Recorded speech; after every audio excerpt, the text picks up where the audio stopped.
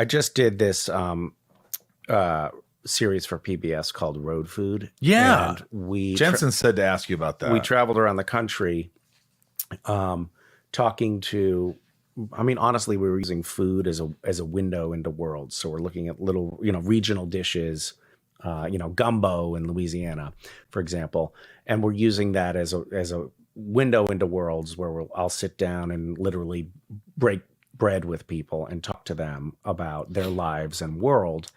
But it was actually really fascinating because it was an excuse, like you're saying, an excuse to sit down and listen to people and talk to people and get to know them that I wouldn't otherwise have sat down with. There just wouldn't have been occasion, but I just wouldn't have made the space and time for it. Yeah. And so when you slow down and you give some time, attention, and you actually let yourself be present with someone, it's kind of remarkable. Like I gleaned these little pearls of life wisdom from the guy who ran the little tortilla factory in Brownsville, Texas, or the mayor of Tangier Island in the Chesapeake Bay. All of these individuals that I would never have talked to were willing to just open up, and it was lovely. It was really fascinating. I actually feel like I learned about the human family through that experience. That's amazing. And I feel the same way. I think you nailed it. I think,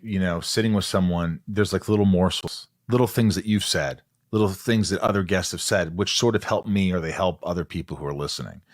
It's just like a candid conversation, open, and I kind of just, throw shit at you. And I find it to be fun.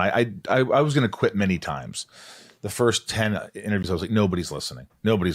15, 30 guests in. I'm just like, what am I doing, man? No one wants to hear me interview people. And then all of a sudden, I stuck with it, and I started to get more vulnerable. And I think that's when the show got better, when I started to open up and I started to talk about my imperfections, which are, I have many.